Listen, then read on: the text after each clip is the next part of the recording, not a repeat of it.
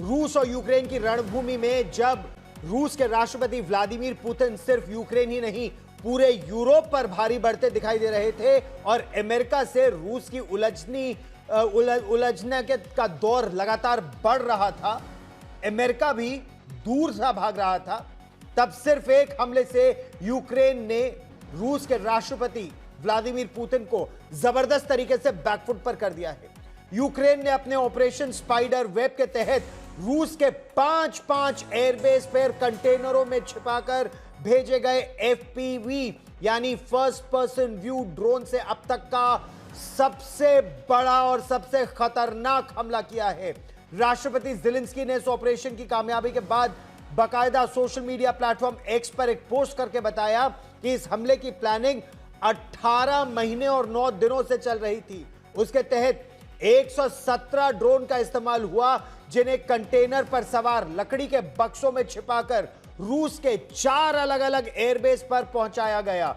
यही नहीं, रिमोट से कंटेनर की छत हटी और फिर विस्फोटकों से लैस ड्रोन से रूस के TU-160, TU-95 और TU-22M3 जैसे बेशकीमती लॉन्ग रेंज स्ट्रेटेजिक बॉम्बर्स यानी बम वर्षक विमानों के अलावा A-50 जैसे बहुत ही महंगे एवैक सिस्टम समेत 40 से ज्यादा लड़ाकू विमानों को पूरी तरह से तबाह कर दिया है। ये स्ट्रेटेजिक बॉम्बर्स है, यानी ये 16 से 17 घंटे निरंतर उड़ने में सक्षम है और 10 से 20 टन से ज्यादा हथियार, जिसमें परमाणु हथियार और कन्वेंशनल हथियार शामिल है, इसकी बम वर्षा में यह पूरी तरह से सक्षम है। और इन विमानों से, इन बम वर्षक विमानों से यूक्रेन घबराता था और इसीलिए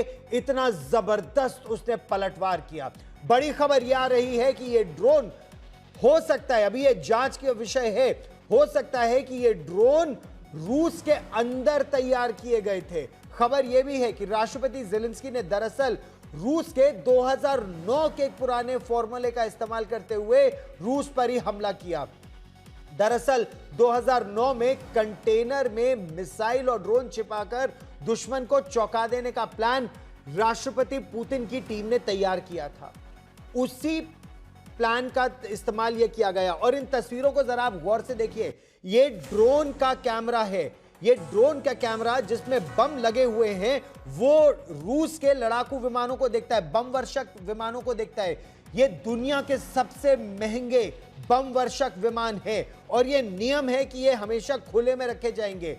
ऐसे एक नहीं, दो नहीं, 40 से ज्यादा विमानों को, बम वर्षक विमानों को ध्वस्त कर दिया यूक्रेन ने रूस के अंदर।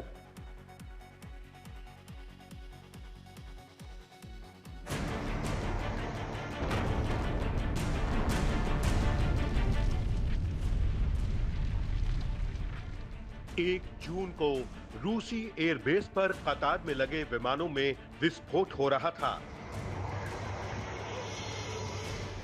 दूर स्क्रीन पर बैठा हमलावर सटीक हमले के नजारे देख रहा था। रूसी सेना के एयरबेस उत्तर से दक्षिण तक धुआं-धुआं हो गए थे।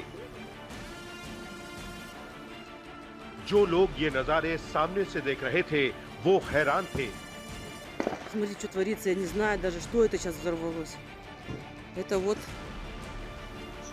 еще больше стало гореть раза в 4. एक के बाद एक धमाके हो रहे थे और आसमान में काले सफेद धुएं का गुबार दिख रहा था। Еще больше стало гореть रूस में क्या हुआ? धमाके ही धमाके। यूक्रेन ने रूस पर ऐसा हमला किया कि रूसी जमीन पर धमाकों का मंजर मुल्क की सरहद पर दूर उत्तर से लेकर दक्षिण तक फैला हुआ था। रूस के उत्तर में मरमंस्क, ओलेनिया, तो सेंट्रल रूस में मॉस्को के उत्तर में इवानोवो और दक्षिण में रियाजान का इलाका, रूस के दूर दक्षिण में साइबेरिया के इरकुत्स्क क्षेत्र, तो पूरब में अमूर इलाके तक रूस के एयरबेस धधक रहे थे। यूक्रेन रूस की सरहद पर युद्ध भूमि से 4,000 किलोमीटर दूर यूक्रेन ने रूसी सैन्य ठिकानों पर ड्रोन अटैक किए थे। जो वीडियो सामने आए उसमें एक कतार में खड़े रूसी सेना के बॉम्बर विस्फोट में राख होते दिख रहे थे। बड़ा प्रश्न यह है कि आखिर इतना बड़ा हमला यूक्रेन ने रूस के अंदर घुसकर, और यह भी नहीं कि किसी एक एयरफील्ड पर, 4 अलग अलग भागों में सफलतापूर्वक आखिर किया कैसे। हम आपको इस हमले के बारे में विस्तार से बताएंगे और इसके पीछे एक और बड़ी बात बता दें। दरअसल 2009 में रूस ने एक ऐसा प्लान दुनिया के सामने रखा था जिसमें दुश्मनों का चौंकना तय था। उस समय का प्लान यह था कि कंटेनर, ये जो बड़े बड़े जहाजों पर लदकर जिनमें सामान आता है, लोहे के कंटेनर, इन कंटेनर्स के अंदर एक मिसाइल रखने का प्लान था। रूस का वो प्लान था 2009 में।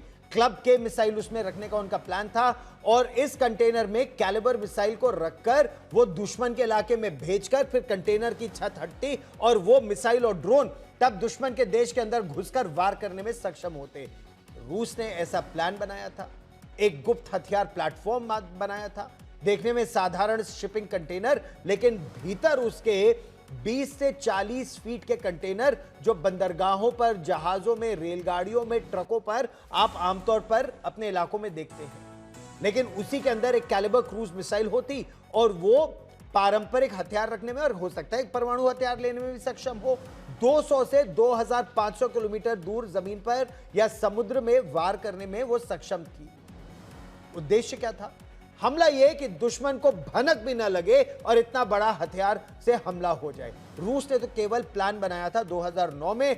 2025 में राष्ट्रपति ज़ेलेंस्की ने इसी फॉर्मूले से युद्ध को पलटने की कोशिश की है और इसी सोच के तहत कंटेनर में 1 या 2 ड्रोन नहीं, हर कंटेनर में 50 से 100 के बीच में ड्रोन उन्होंने रखे।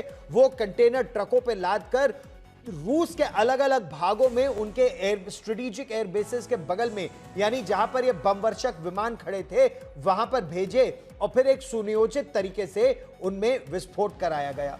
खबरों के मुताबिक यूक्रेन के राष्ट्रपति व्लादिमीर ज़ेलेंस्की ने रूसी बंदरगाह नोवोरोस्क पर भी कंटेनर में छिपाकर ड्रोन भिजवाकर हमला किया है। इसके तहत रूस ने क्लब मिसाइल के जरिए कंटेनर को जो हथियार बनाया था, उसी पैटर्न पर यूक्रेन के कंटेनर से ड्रोन लॉन्चर से उन्होंने हमला करवा दिया। इस समय कीव से सीधे राजेश पवार हमारे सहयोगी हमारे साथ जुड़ रहे हैं। राजेश, इस हमले की प्लानिंग को लेकर, क्योंकि राष्ट्रपति ज़ेलेंस्की ने कहा है कि करीब 18 महीनों से इसकी प्लानिंग चल रही थी और एक बहुत जबरदस्त मिलिट्री स्पेशल फोर्सेस का उनका ऑपरेशन था, लेकिन क्या ये अभी पता चल पाया है कि ये ड्रोन स्मगल कैसे किए गए रूस के अंदर या बने ही ये रूस के अंदर? देखिए गौरव, ये जैसा कि आपने बोला, बहुत ही एक सीक्रेट ऑपरेशन था जिसकी किसी को भनक नहीं थी। ये जो सीक्रेट सर्विस है यूक्रेन की, उन्होंने ये ऑपरेशन जो है इसको अंजाम दिया है और ये अब तक की, जैसा कि आपने बताया, अब तक की यूक्रेन की सबसे बड़ी विक्ट्री है इस वॉर में पिछले 3 साल से ज्यादा के वक्त में। और ये बिल्कुल सीक्रेट ऑपरेशन था जिसकी किसी को भनक नहीं थी, अदरवाइज ये सक्सेसफुल नहीं हो पाता। इतना बड़ा सक्सेस हुआ है कि they have been able to destroy almost 20 to 25 aircraft. अभी कितना नुकसान हुआ है इसका अंदाजा नहीं पता लगा है, लेकिन ये कहा जा रहा है कि 25 से 30 जहाज उनके बर्बाद कर दिए हैं। इतनी बड़ी सफलता अगर यूक्रेन को मिली है तो कहीं ना कहीं ये ऑपरेशन पूरी तरह से सीक्रेट ऑपरेशन था और जिस प्रिसिजन के साथ उन्होंने इसको एग्जीक्यूट किया है, ये अपने आप में आने वाले दिनों में बहुत लंबे वक्त तक बताया जाएगा, पढ़ाया जाएगा मिलिट्री हिस्ट्री में कि इस तरह का ऑपरेशन यूक्रेन ने कैरी आउट किया है। और इसके बदले में मैं आपको एक छोटी सी और खबर दे दूं कि ये माना जा रहा था कि जैसे अभी शांति वार्ता आगे बढ़ रही है, लगातार प्रेशर आ रहा है अमेरिका की तरफ से और बाकी कंट्रीज की तरफ से कि हमें किसी तरह से ये शांति वार्ता आगे बढ़ानी है, तो रूस एक फाइनल ब्लो देना चाहता था यूक्रेन को, एक फाइनल उसके ऊपर वार करना चाहता था। और ये जो Tu-22 एयरक्राफ्ट हैं, जो स्ट्रेटेजिक बॉम्बर जिनकी हम बात कर रहे हैं, ये उस युद्ध में इस्तेमाल होने थे। और रूस ने कुछ दिन पहले ही इन जहाजों को यहाँ साइबेरिया में लेके आया था, जो कि यूक्रेन से लगभग 4300 किलोमीटर दूर हैं। उनको वहां सुरक्षित समझा जा रहा था, वहां उनकी प्लानिंग और प्रिपरेशन चल रही थी, उनको एक बड़े असॉल्ट के लिए यूज करने के लिए यूक्रेन के अंदर। और उससे पहले ही यूक्रेन ने ये जो हमला, काउंटर हमला है, पहले ही कर दिया और उसको शुरू होने से पहले ही ऑपरेशन कहीं ना कहीं रोक दिया है। गौरव।